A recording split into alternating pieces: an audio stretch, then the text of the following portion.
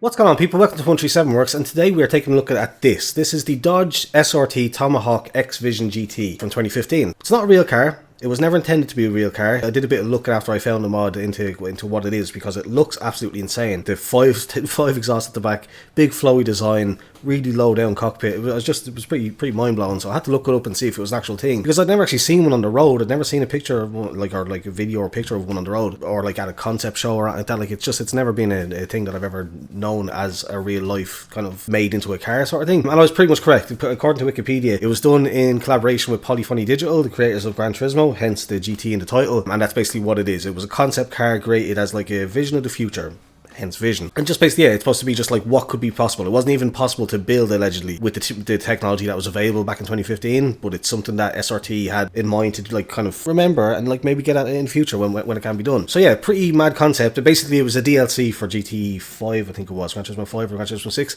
back in 2015. But yeah, basically that's what it was. It was just a crazy cool concept design that Polyphony Digital worked on with SRT, the kind of racing version of Dodge. Just, it looks insane, looks amazing, crazy design. But what gets even weirder is when you look at this feature, which if I bring up this menu, it's like when a bird like plumes its feathers. Like, it looks mental. And basically what that is that the car itself has, or like this version of the mod at least I guess, has 2,000 horsepower, 1,600 newton meters of torque, and it weighs just 750 kilos. So I guess when you have that amount of power, that amount of torque, to keep it somewhat on the ground, these are the kind of levels of theoretical like downforce that you need. Again, it's not a real car. I don't know how much any of this will translate over into real life, but I knew as soon as I seen the mod a good while ago, a good few months ago now when I first picked it up, that I wanted to do it. But I had a few others in mind first to do, and then I the last one before I got into this one was the Mercedes AMG 1 revisit sort of thing. So now that's done, that's out in the books, we are gonna have a look at this one. So real excited to try it out. It's gonna be crazy. If you don't know what we do here, basically take a car out into Nürburgring Nordschleife, do a single lap, not aiming for a time. It's not about how good I am as a driver or how good the car performs on the track.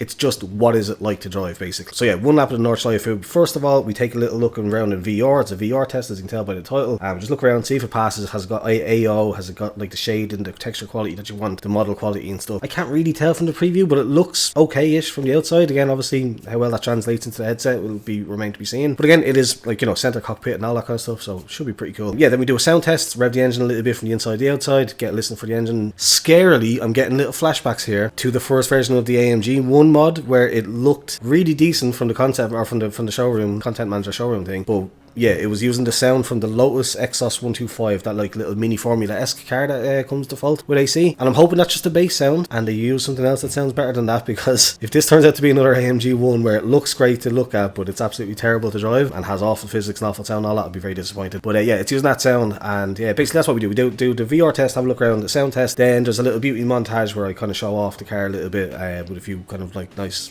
video clips or whatever to a little bit of soundtrack, and then we get out and we do the lap. So that sounds interesting. Stick around. Yeah, meet you on the track.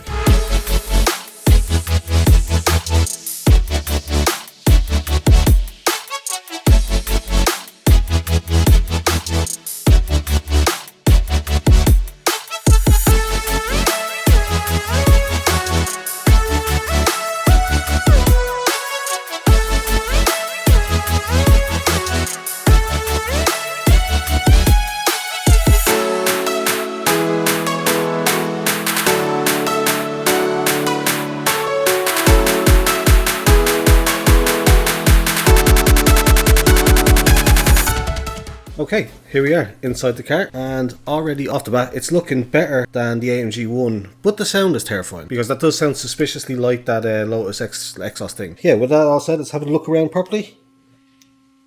They're just, yeah, like it doesn't seem to be that bad. There is steering animation, so it's already better than the AMG 1. There is the rear view middle kind of camera that acts as the rear view mirror, I guess. You can't see the engine from the inside, but you can see that cool shaped cockpit. Like, we are really down low. Again, I don't necessarily know where your legs are supposed to go if this was an actual car.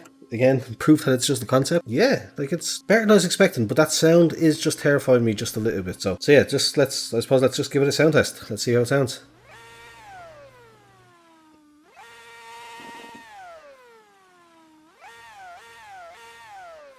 Doesn't sound great, if we're being honest. It basically sounds like some kind of F1, old F1, like V10 or something like that, but like pitched up. So yeah, not the best in the world. Let's have a look from the outside. Love the colour. It's actually a lot nicer in the game once it's rendered than it is in the showroom. In the showroom it's kind of just a standard blue, but this is obviously like a metallic, very nice colour. But yeah, it looks amazing. Let's go for the sound.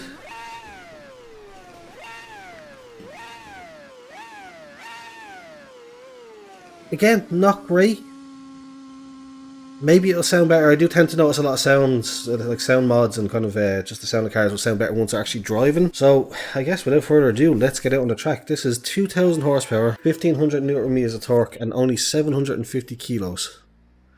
I'm about to hit the Nordschleife. I feel like I'm going to inevitably start off by taking it a little bit slowly, because that's just a terrifying concept. But let's see how we get on. Right, so it does have gears. For some reason I thought it might have been like, not electric powered, but some kind of hyper one gear type thing. But let's go. Oh, that's cool. You can see the wings rising on the side. That's a cool effect. Oh, but it doesn't offer much as far as downforce. Okay. You have to turn more than that. Oh, the brakes are soft. The brakes are very soft. Very... We'll just be generous and say cold. There was not a lot of stopping power there, but... Again, as ever, the first few corners of a lap with the Nordschleife in a new car, you want to just take it easy. We can see the res building up when we get down the first straight after the first corner fairly quickly. Oh, it does not want to turn.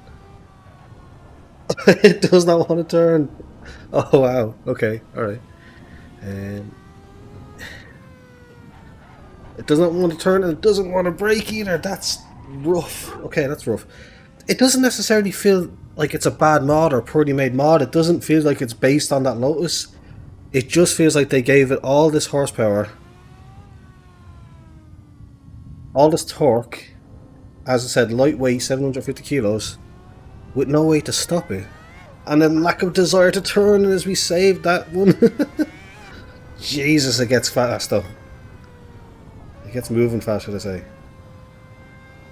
Head over flood plats, we keep it on the track just barely. Trying to test the limits, but pretty much once you get going, it's like if you've ever driven a really high powered front wheel drive car, the understeer is just off the charts like.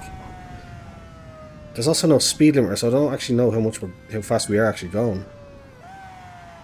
Got to brake very early for this right-hander. Oh, it's gone. Felt the straight away. Okay, right. Let me see just real quick. Can we get our gears back up? Because that'll give us an idea of how fast we're going. Yeah, okay, that's why. Because you're all of a sudden... It's hard to gauge without actually seeing it. That's why within seconds you're doing over 150 kilometers an hour. Within seconds, that's probably why. So I'm trying to just get a hand on it. Again, as I said, oh, it just won't turn. As I said in the intro, it's not about how good of a driver I am. It's just about what is this thing like to drive for the first time.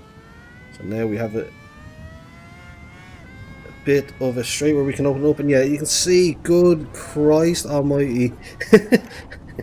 You're going so fast at that point that it's like literally a glance down and all of a sudden you're in the wall. Like I literally glanced down to see what speed we were doing, and within seconds we're careening off into a wall. So very, very fast, put it that way.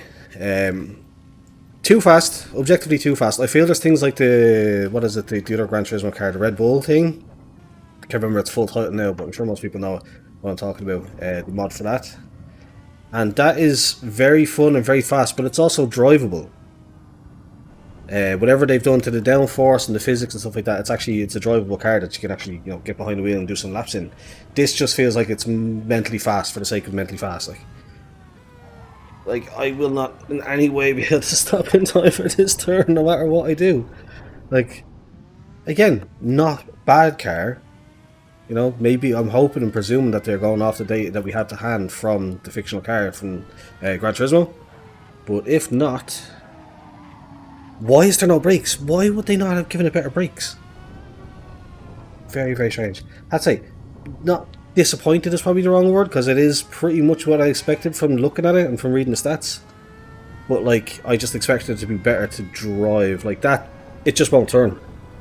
It just won't turn. Like, that's a pretty relatively easy left-hand kink in absolutely any other car. No matter how fast, like Formula car, any kind of crazy, like, again, I understand that we're talking about 2,000 horsepower here, but like, the thing just won't turn. It's very, very strange. Oh, a little bump there caught us. Turn! Oh, Jesus Christ. This is why we do these. This is why we do these videos. Not every video is or not every car mod is going to be, you know, the best thing that I've ever driven or something by you or URD or RSS.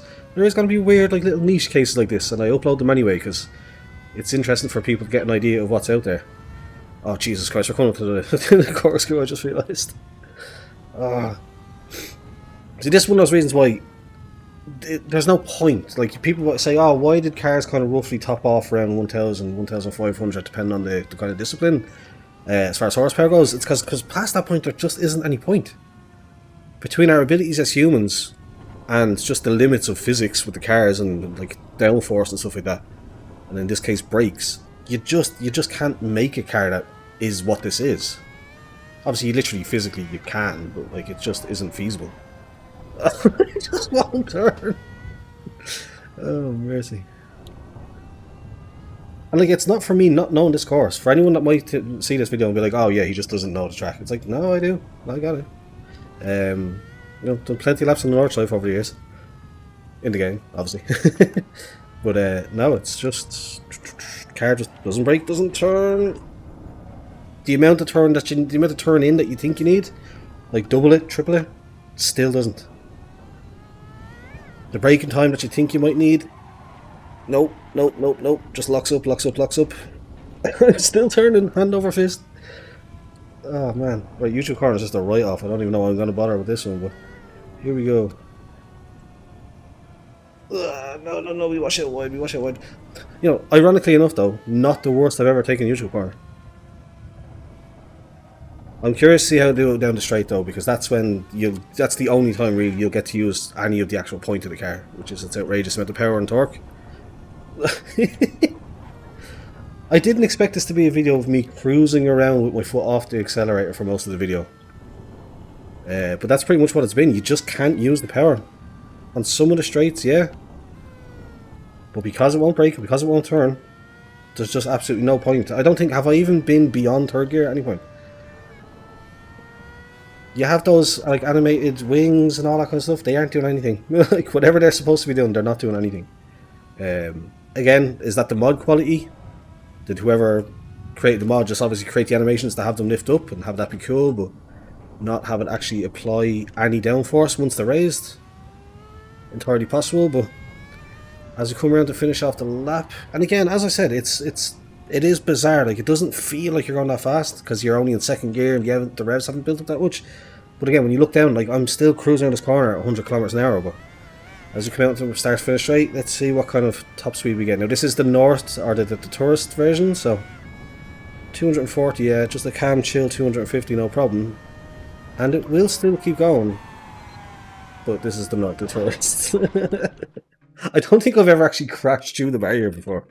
That's in new. Oh god, it's broken. But yeah, that is, yeah, that's supposed to be like a hard-coded physical wall that you can't crash through the game. But the speed obviously has done that for us, but like, that's what should have happened, but I actually hit it going so fast that I clipped straight through it. Like, but anyway, yeah, we'll call that there because that's a handy parking space for it. Apologies for the stranger than quietly usual voice. Apologies for the quiet and usual voice and kind of reservedness in my voice. Had to be a bit quiet. It's getting late at night and we've got people in the house. Yeah, that's it. I mean, I guess I recommend trying it out. If nothing for, like, you know, if you've got a different track map that's got like big long straights like the Nordschleife, like the open Nordschleife or Le Mans, the straights of Le Mans. Can't remember the name now. But yeah, that would be kind of fun. Or if you've got any just custom tracks that are just like miles and miles of open straights, see what kind of like top speed you can take. That could be kind of fun. Other than that, have to give it a disappointing meh as far as like actual drivability and would I ever like spend a lot of time doing laps. Oh, we're racing. Don't know why we're raising. Would I actually like recommend it to try to learn and have good fun in? Not necessarily. There's probably other better ways to spend your time. As far as just a bit of crack and to be like, holy crap, this is a strange thing to experience. Yeah, I guess I can say that. But yeah, I'll leave a download link in the description as usual, and yeah, feel free to check it out. Very, very strange car. Cool, but strange to say the least. If you enjoyed it, please do leave a thumbs up, subscribe if you're new here. Thanks for watching, and goodbye.